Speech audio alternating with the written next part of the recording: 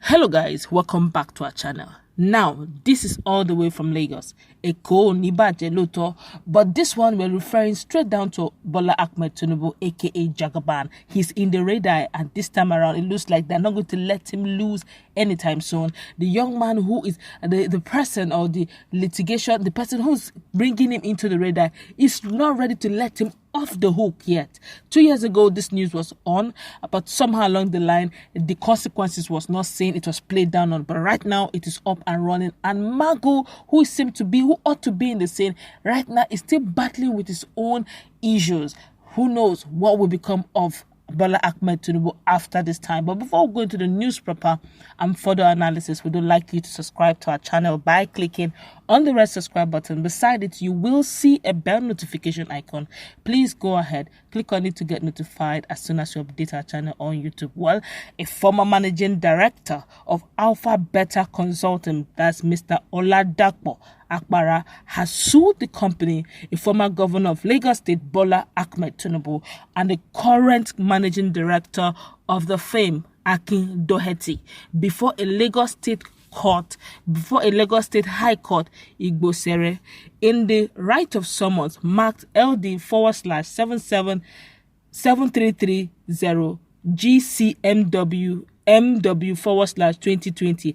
Apara asked the respondent to appear within 42 days, or judgment may be given in their absence. Wow, this is stiff.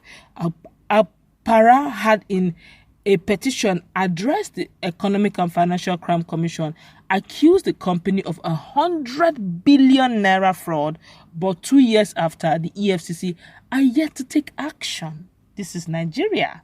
Let's continue. In his statement of claim, the former Alpha Beta boss said Tinubu boasted that the then acting chairman of EFCC, Mr. Ibrahim Magu, would protect him. In his words, he wrote, the second defendant, Bola Tinubu, also warned the claimant not to even think of exposing his involvement in the financial affairs of the first defendant, that's Alpha Beta, to the EFCC, as the then acting chairman of EFCC, Ibrahim Magu, will always protect him, Tinubu. Apara also narrated how Alpha Beta was formed in 2002, when Tinubu was still the governor. That's where starting how this whole Alpha Beta saga began. He said when Tinubu was the then governor in 2002, it was actually formed. The claimant said he was the one who came up with the idea of a consulting firm, helping the state government to track and reconcile taxes. Apara said Tinubu accepted the proposal, but gave many conditions, including that his own people would own 70% stakes in the company. The former Alpha Beta boss said Tinubu nominated Adegboyega Oyetola and one Olumide Ogunmola. He stated the claimant asked that following the presentation of his proposal to the Lagos state government, the second defendant, that's Tinubu, who was at the time the governor of Lagos State, demanded that 70% equity interest in the project must be assigned to a certain Olumide Ogunmola before the second defendant will approve the project. The claimant asked that he then met the said Olumide Ogunmola, who he had never met before, and it was agreed that a limited liability company be incorporated, in which the claimant will hold 30% shares, while Olumide Ogunmola and his partners will hold 70% of the shares of the company. The claimant asked that following the agreement alluded to above, Alpha Beta Consulting Limited was incorporated in 2002 with the following shareholders: Dapo Apara, that's 30%, Olumide Ogunmola 40%, Adegboyega Oyetola 30%. He then said Tinubu later directed that Oyetola shares be transferred to one Tunde Badejo. Apara stated that Tinubu controlled the company, which was receiving 10% of the tax collected on behalf of the state.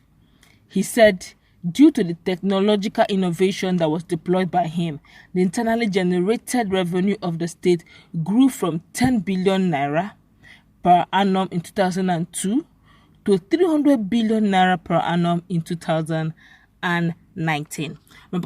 Some persons may be wondering what transpired, what now is the challenge.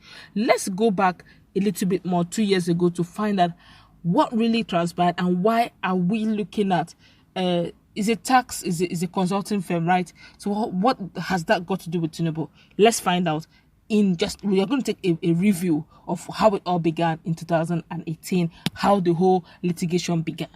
Now, Apara had in 2 years ago, that's 2018, he actually filed a litigation, as in he accused the Alpha Beta company over some things. Let's just read the response of what Alpha Beta said to him when he brought out the litigation or his accusations. Now, Alpha Beta Consulting LLP had reacted to an allegation of money laundering leveled against the company and its managing director, that's Mr. Akin Doete, by Mr. Dakpo Apara, an ex-staff of the company. Don't forget, he said they had 30% shares. Let's continue. In a swift response to the allegation, the company described the allegation as worst form of libel and a desperate attempt by Mr. Apara to conceal and distract attention from his own wrongdoing and misconduct that led to his termination from the company. Remember, he said that was his brainchild. He brought the idea to the then governor of Lagos State, Bola Tinubu, who now agreed that he should own 30%, while he's going to bring in some certain persons that will own both 40 and 30 respectively. That makes them now makes them having the lion's share, other than him that is the brainchild. But since he's actually a brainchild, he still sees himself as a shareholder. He went on. Now, listen to what he said. Had generated about 1.5 trillion for the Lagos state government since 2002, of which Alpha Beta aimed 10%. He now went further to say, look, the bone of contention, he said, is that the bulk of the monies earned by the consulting firm had been laundered. And that is where the challenge began. He said it has been laundered to evade taxes and also to bribe government officials. He now went further to say that all these even fake loans by the company are documented through banking system. Apara also implicated Akin, a former commissioner of finance during the tenure of Bola Tinubu as governor, and one Tunde Badejo of Soft Alliance. He said Dohete has been falsifying and destroying records to cover up the alleged fraud. And that is the bone of contention. And that's why you're hearing him coming up saying, look, there's more to it than meets the eyes. Now, 2 years after, he's now bringing up the case, saying, okay, after the so-called boasting that EFCC boss may not be able to do him anything. Now, hear what Nigerians are saying concerning this matter. This one here is saying, Lagos is Tinubu's footstool. That's strong. This one here is saying, it's not even 2021 yet, and Tinubu's presidential ambition is already crashing beyond redemption. Tinubu will forever regret the day he formed an alliance that ousted JEJ from power. He thought he would be vice to Buhari. Saraki, my man, truncated that. This one here is saying, this was the reason Magu will go to clear road for the prosecution of Tinubu. It is getting messy and interesting at the same time. This one here is saying, anything to render Tinubu useless politically for Lagos to move forward is welcome. Enough is enough. Otoge.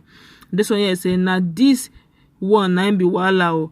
So what to make so that he go Alpha Beta the whole country, God forbid. Okay, he wants to become the president so that he go Alpha Beta the whole country. It is well.